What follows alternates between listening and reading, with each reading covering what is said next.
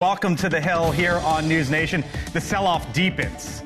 What the White House is saying tonight, we are asking them in moments. Plus, the U.S. targeted, where Canada and China are trying to inflict price pain. And is the FBI about to turn to the UFC? What Dana White is now revealing. That's Top in the Hill on NewsNation tonight.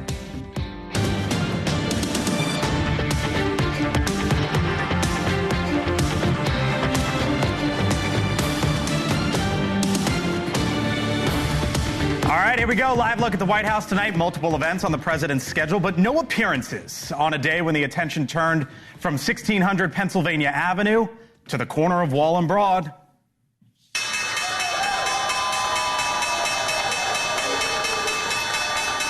They're clapping, but it was another brutal sell-off as the markets digested comments the president made over the weekend in which he would not rule out the idea of a possible recession. On his way back to Washington last night, the president asked by NewsNation to address all that red in the markets.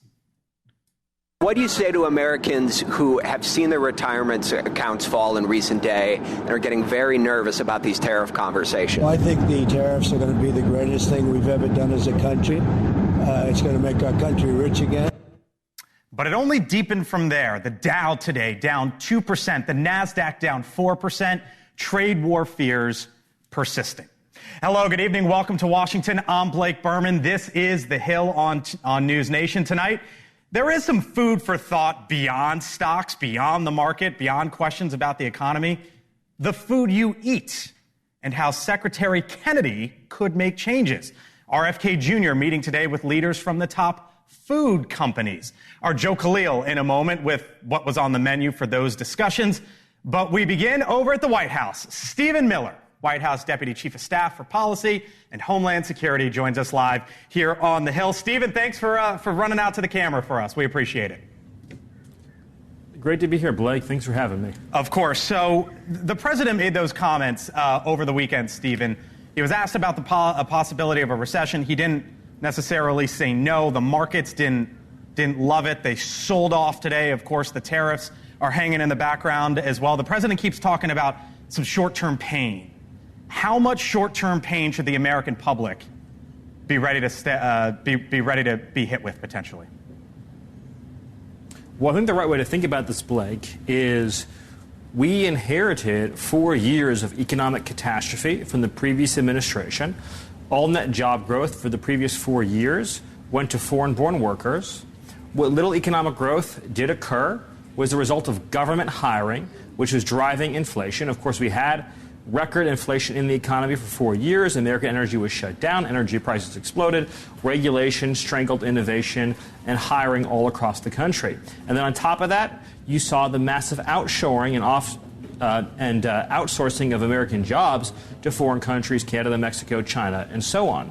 And so President Trump is now taking the necessary steps to pull our economy out of these multiple crises that he inherited.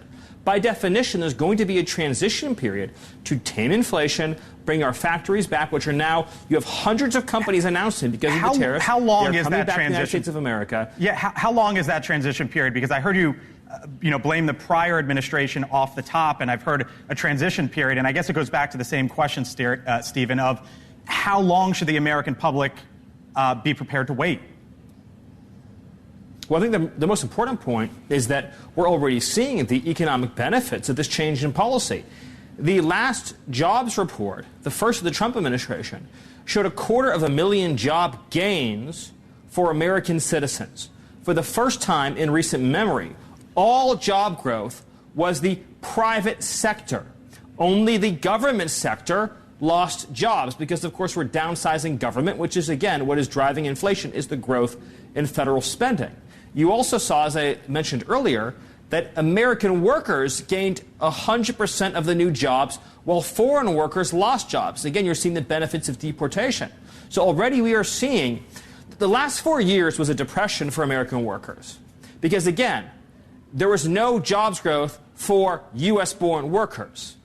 The jobs stats also were artificially inflated by the massive growth in government. So we are now in the process under President Trump's leadership, downsizing government, deporting the migrants, taming inflation, reopening American energy, and creating trade fairness around the world so that we have factories in the United States of America. I get it. Wall Street loves when factories open in China. Main Street needs those factories in Pennsylvania and Ohio and Nevada and all across this country. That's fair, Stephen, but Main Street also doesn't want a recession, right? No one wants a recession. And the president was asked about it over the weekend. Here's what he said, and I'll get your reaction. The way to make sure that we have the economy that we need is to pass President Trump's tax bill. I'm going to get there. Democrats uniformly are saying they're going to oppose. That tax bill is the single best thing that could happen for our economy, Blake. I'm going to get there in a second. I want to, just for our audience here on NewsNation or those listening to us on SiriusXM, to hear what the president said over the weekend. I'll get your reaction on the other side. I hate to predict things like that. There is a period of transition because what we're doing is very big. We're bringing wealth back to America. Does he regret not saying no when he was asked about a possible recession?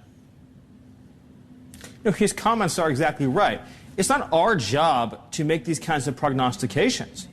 It's our job, under President Trump's leadership, to fix the economy, to stop 4 years of bleeding. Joe Biden left us with an economic nightmare of inflation and joblessness that President Trump is fixing. I don't think you appreciate, Blake, the magnitude of what President Trump is in the process of repairing. We have an unsustainable defense commitment around the world that is bleeding our defense budget dry. We have critical manufacturing and supply chains like chips and semiconductors that are housed almost entirely in foreign countries. Other countries could shut the lights off on America unless we bring these critical supply chains home. Not to mention rare earth minerals, in which we are again dependent on foreign countries for essential minerals that we need to power this nation. President Trump has inherited a country that was on the path to economic oblivion. $36 trillion in debt, unsustainable growth in government spending, and the shuttering of American energy. He is one by one fixing each and every one of these crises, not to mention, as I said earlier, the fact that illegal aliens and foreign workers are consuming all the jobs and driving up the deficit by consuming government benefits. So let me ask you about... That is what he is fixing, and that's why his policies are overwhelmingly popular with the American public. Let me ask you about the border, Stephen, which of course is a part of your portfolio and has been for quite some time. The cartels, what is your belief of their capability with drones, and how is the administration planning on counteracting that? Well, obviously, I can't discuss anything on this air that would involve sensitive information. But what I can say is that the cartels are foreign terrorist organizations. They are the ISIS of North America. They have the ability to project power all across this hemisphere. They have massive and dangerous artillery. They are extremely sophisticated. They are able to control political systems through a campaign of assassination, intimidation, and terror. They meet every single definition of a foreign terrorist organization, which is why they have been so designated. It is untenable for the national security of the United States to have these paramilitary terrorist organizations that control large swaths of territory in Mexico, able to control what and who enters the United States. And that's why you have seen President Trump militarize large segments of our border to ensure that we have operational and territorial control. This is an essential prerequisite of our national security. But before I leave you, Stephen, and I know you got to run, we use drones to drone the Houthis, which are foreign terrorist organizations. Is it under discussion for doing the same with the Mexican cartels? I'm not going to make any news here today on that. I will just reassure you that the president will do what is necessary to keep America and Americans safe. Got to leave it there. Stephen Miller, again, I appreciate the time. Hope you come on back here on the Hill on NewsNation. Thank you, sir. Thank you, Blake. You got it. All right.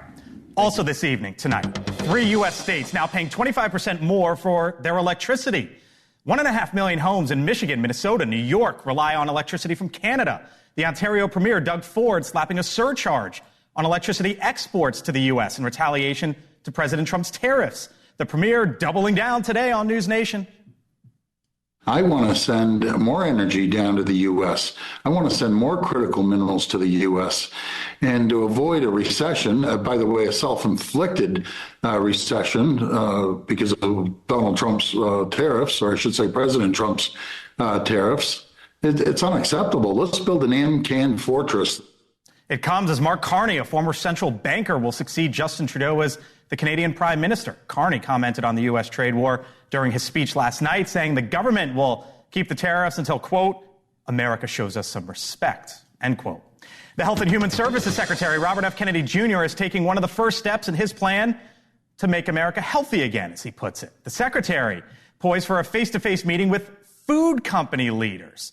Our Joe Khalil live with us on what was all of that, what that was all about. Do we know what happened? I mean, this was behind closed doors, right? Yeah, so actually, Health and Human Services is being really secretive about this. They wouldn't tell us even the time of the meeting, only to say RFK Jr. will post about it on X when it's done. So we don't know if you've seen that yet. But to be a fly on the wall, right, this is going to be maybe an awkward meeting. He's meeting with CEOs of General Mills, PepsiCo, the very companies and food conglomerates that he has blamed for exacerbating chronic illness in kids and obesity. So these are things that he has sort of made his staple, right, is pushing back on seed oils and ingredients, food coloring and all of that. You got to imagine those executives are a little bit nervous walking in, not knowing what to expect from the new secretary. If you get a readout, we'll take it from you. I'll come back. Our Joe K. live with us tonight. Joe, thank you.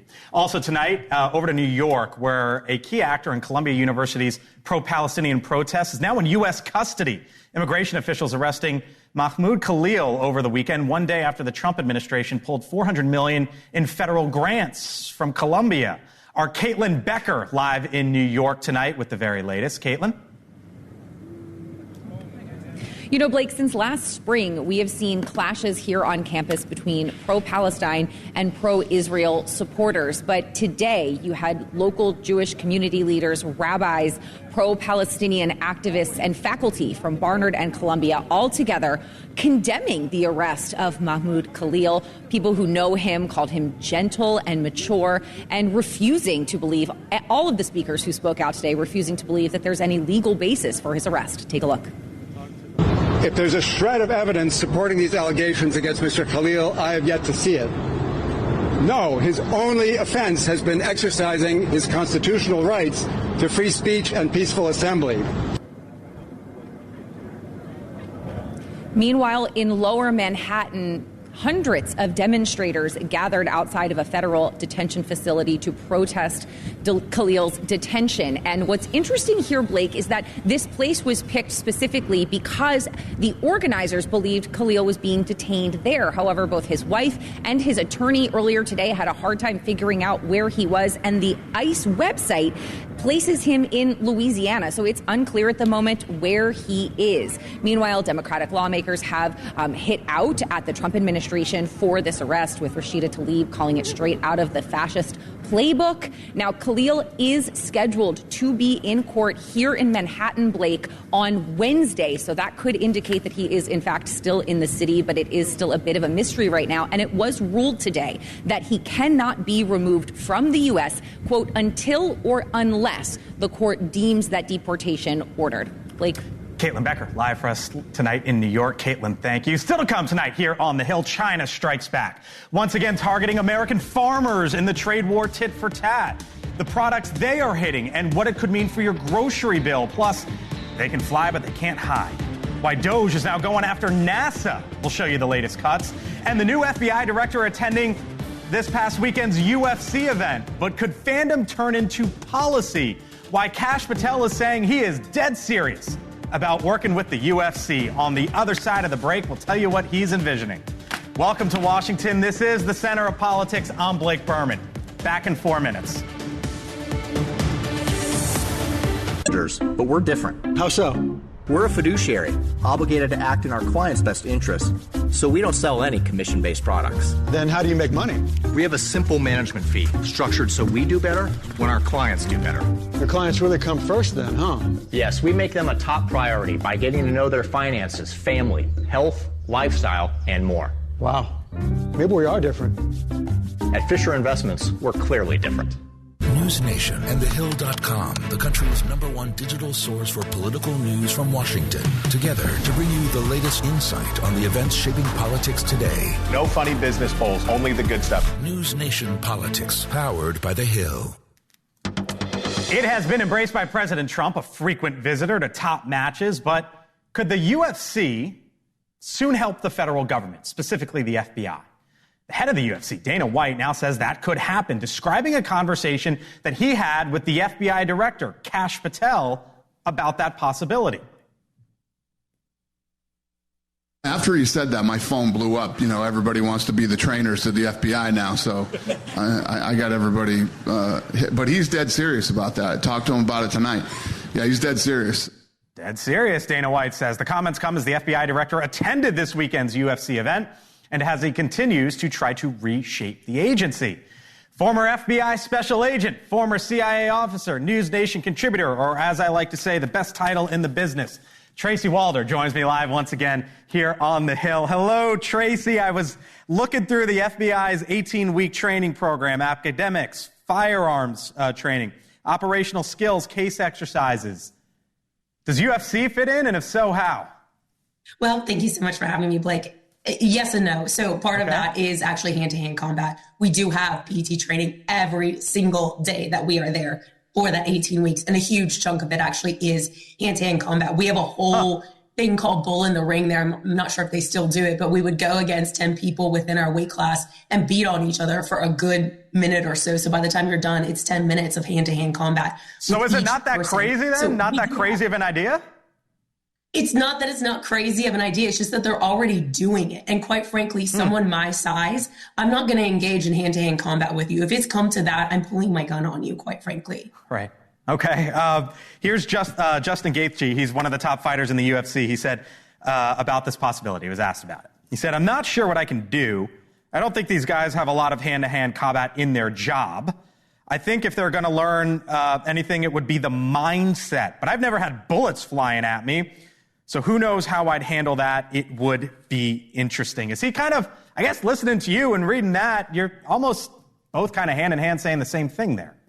Yeah, I wholeheartedly agree with him. But the mindset is actually so important. That's why we have something called Hogan's Alley, where we learn that situational awareness when you do have some munition rounds coming towards you and you are learning how to respond to that. They are training you to react in your mind a different way. And we are not engaging in hand-to-hand combat all that much. If it's coming to that, you are probably in a lethal situation and you need to use lethal measures to get out of it. Tracy Walder, maybe we'll do a full show today on FBI and CIA training if you want to spill the beans, but we got to leave it there. NewsNation contributor Tracy, always great to see you. Thank you. Thanks, Blake. You got it. All right, still much more ahead here on the Hill. Chicken, beef, wheat, corn. Is that about to get more expensive? China now officially hitting American products produced in the heartland. We are asking one of the key leaders in farming what this will mean for your grocery bill. Plus, movement tonight on the Menendez brothers, why the LADA just made a move that might run contrary to what Gavin Newsom had in mind. You're watching The Hill, and we're back in a few.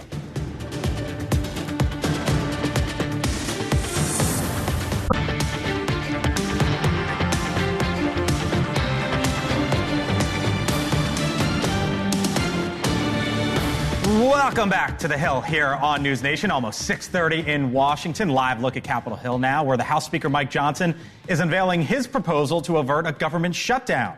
The Speaker's bill earning the support of President Trump, but also drawing criticism from Democrats. Now, the stopgap measure would fund the government through the end of September, the fiscal year. It would increase defense spending by $6 billion and reduce domestic spending by $13 billion. The deadline is Friday. If it gets through the House, it would still need 60 votes in the Senate to pass. Republicans hold a 6-seat majority in that chamber. Now, after much speculation, layoffs are indeed coming to NASA. This happening ahead of Thursday's deadline for government agencies to submit plans on how they'll reduce the size of their workforce. The cuts will close 3 branches in NASA.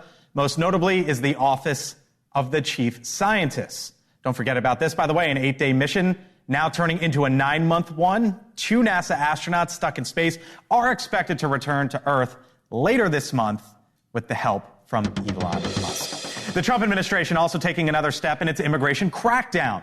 It's repurposing the Biden administration's CPB-1 app, which allowed migrants during that administration to claim asylum from their phone. Now, this version has been totally rebranded, really pulling a 180, as CBP Home now allows illegal immigrants to register for self-deportation. The DHS Secretary, Kristi Noem, posting on social media, quote, "The app gives aliens the option to leave now and self-deport so they may still have the opportunity to return legally in the future and live the American dream. If they don't, we will find them, we will deport them, and they will never return." Now, China is hitting back, retaliating against the United States today with new tariffs on U.S. farm products. The tit for tat and the escalating trade war targets farmers. For example, a 15% increase on products like chicken, wheat, corn, and cotton, 10% on pork, beef, fruits, and vegetables, just to name a handful. So what does this mean for the farming industry and groceries, really, that they help put on your shelves at the local store? Look who's back with us here on the Hill once again, Sid Miller. He is the commissioner of Texas's Department of Agriculture. Hello to you, sir. Thanks for being back with us tonight. Good to be back with you. Thank you very much. So I guess this is a twofold question, right? One, China is hitting the farming industry. You know this, Sid. They did this again in 2018 and 2019. They're doing it again now. What does this mean for the industry, and what does it mean for prices on the grocery shelves? Well, I don't think it's going to hit the consumer all that much, or the farmer. 10% on a bushel of wheat is not that much. And you take a loaf of bread, probably in a loaf of bread, there might be less than 20 cents worth of wheat in it. So if it goes up, an extra 10 or 15%, it's, a couple of pennies. So overall, it's not that big a deal. I'm surprised that the tariffs weren't more than that. We already had 25% tariffs on China. We put another 10 and a 10 on top of that. So very, very mild reaction coming from China back to the United States. Yes, so a mild reaction as you describe it. But again, you know how this goes, Sid, because we saw this 7 years ago. It starts here, and then it goes up and up and up and up. So at what point does it start to impact your industry and those of us who eat the food that farmers produce? Well, and you brought it up. We've been through this before. First, the Trump administration, we had a tariff war with China. Yep. We'd always been in a tariff war, but we never fought back until Donald Trump came along. He put the tariffs on. We felt some pain for a short time. Donald Trump used the Commodity Credit Corporation to prop farmers up until we could get the profits back. It happened. In the end, farmers made more money than they've ever made. Commodity prices were good, and it was all because of the tariffs that Trump put on them. It'll be the same way this time. I expect there was a $28 billion payment really in two chunks to the farming industry last go around. Right. Republicans like to say the government shouldn't pick winners and losers, but the reality is, Sid, that was picking winners and losers. In this case, the farmers. Do you think if this escalates that the president should bail you out again? Well, sure. I mean, Donald Trump has told me that he loves the family farmer. And 95% of the farming in the United States is done by family farmers. He's not going to let them go out of business. He knows that they're vital to our national security, to our economy. So absolutely, we have to keep those farmers in business. If we're going to run into a little rough spell, that's fine. We'll make it up when we collect those tariffs. They'll more than repay the Treasury for that money that went out to the farmers. You say the rough spell. Are decisions being made in the fields right now? They are. Not so much on the tariffs as they are wringing their hands about a farm bill, which we still don't have. We've been waiting on that for quite some time, and it's well overdue. Farmers are more apprehensive about the farm bill not being passed than tariffs right now. All right. Sid Miller, he's the ag commissioner there in the great state of Texas, which, by the way, exports $123 billion to Mexico, $36 billion to Canada, and another $22 billion to China, at least in the recent years. We got to leave it there. Sid, thank you, sir. Appreciate it. You bet. Thank you. God bless. All right. Meantime, out in California, the governor there, Gavin Newsom, with an announcement that could help with the release of the Menendez brothers. Governor Newsom is now pitching new revisions to the state's parole process, clearing a path for more to have their sentences shortened. For example, the Menendez brothers last year submitted a clemency application to the governor. Los Angeles County District Attorney Nathan Hochman saying today he opposes a resentencing request for the two men who were found guilty of murdering their parents in 1989. They have not exhibited the full insights and accepted complete responsibility for their actions. And as a result, just like in the Sirhan case, they pose an unreasonable risk of danger to the community, and the resentencing should not, therefore, be granted. With me now, NewsNation legal contributor Jesse Weber. Hello, Jesse. Good to see you, Blake. Thanks for having me. Yeah, of course. There was some legal talk there, right? But I guess just get right down to it. Yep. Did what Hochman do today essentially run counter to what Governor Newsom is trying to do at large? Let me put it this way. It has a significant effect on what Governor Gavin Newsom might do. Let me explain why. So basically, Nathan Hochman said, court, oppose the motion that was put forward by my predecessor, the former DA, where I was asking for resentencing and for these brothers to essentially be released. The reason is, as you just heard him say, is the brothers haven't repented. They haven't taken accountability. They haven't said that they admitted they had lied. They haven't come forward and said their self-defense argument was baloney. If they do that, let's have a conversation. The problem is, Blake, if they do that, that jeopardizes their other legal avenues to be released. In other words, Governor Newsom, if they come out, if the brothers say, yeah, we lied the last 30 years, all that was baloney, is he going to sit back and say, yeah, I think they should be released. I think that they should get clemency right now. So it puts a lot of pressure on Newsom. And by the way, you heard Hochman mention Sirhan. Governor Newsom opposed the release of Sirhan, who we know is the killer of RFK, because he said he didn't repent. He didn't take accountability. So it's now tightening his hands. I think what you just laid out, and correct me if I'm wrong, is at the end of the day, they're sort of thinking about the governor and his position and that clemency application. And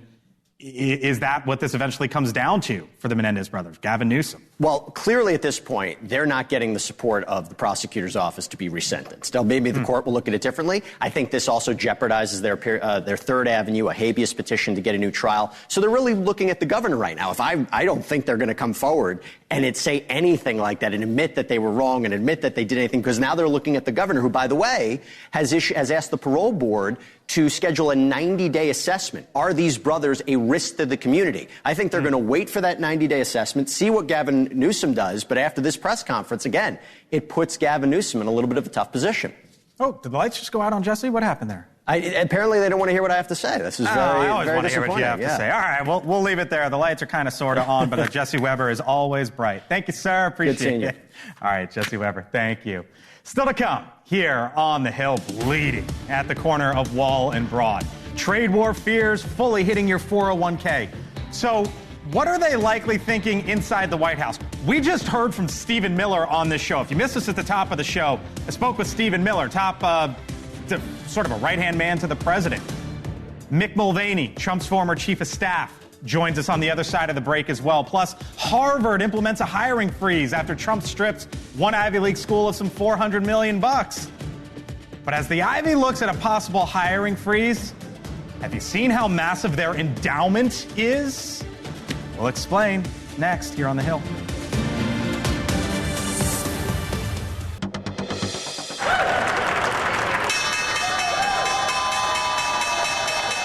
Yeah, don't buy any of that. They're not clapping for what happened. Woof.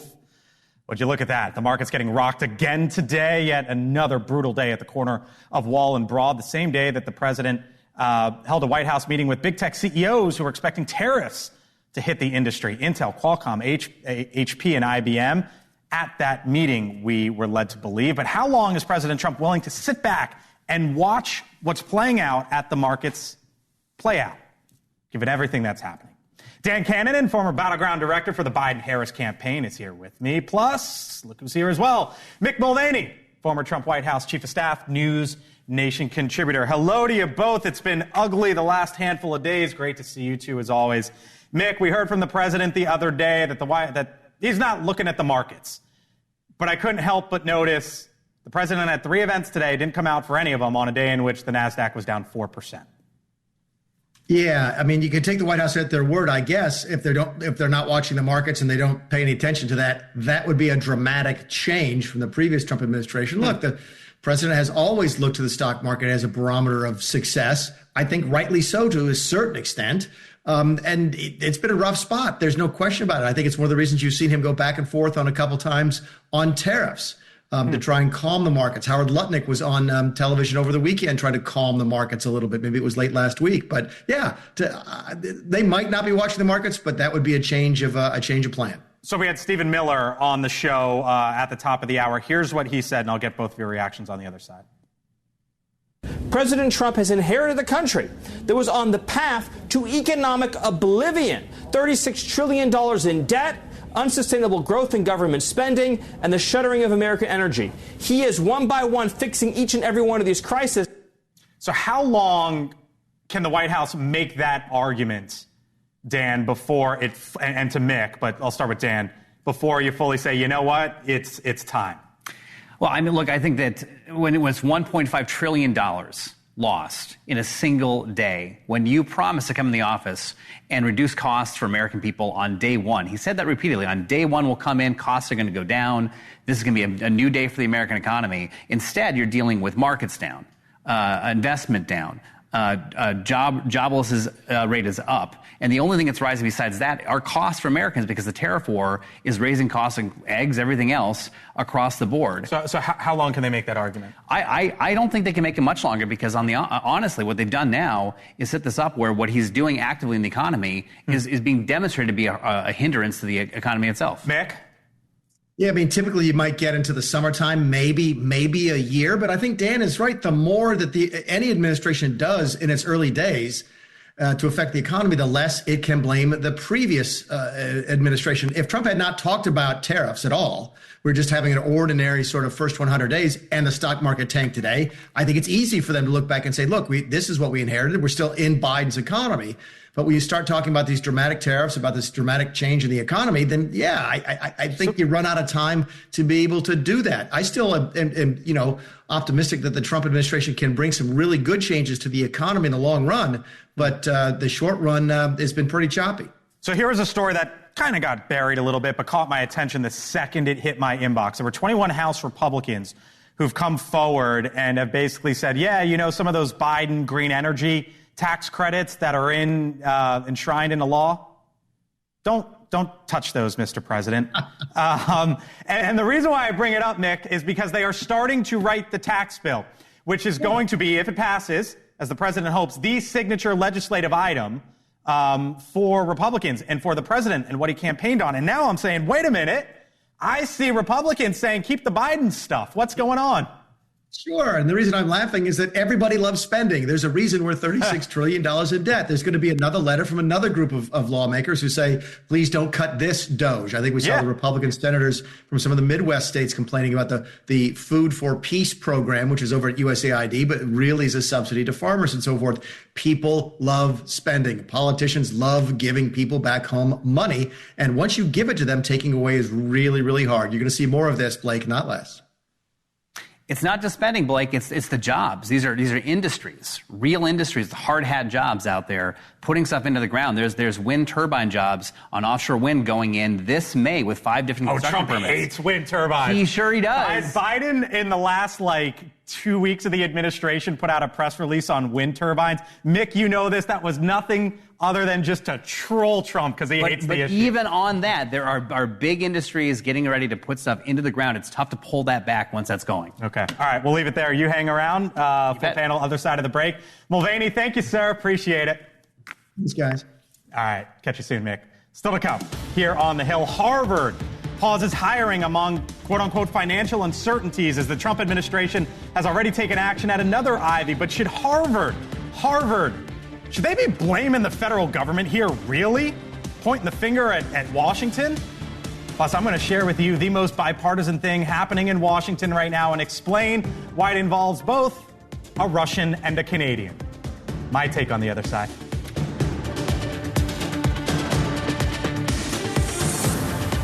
These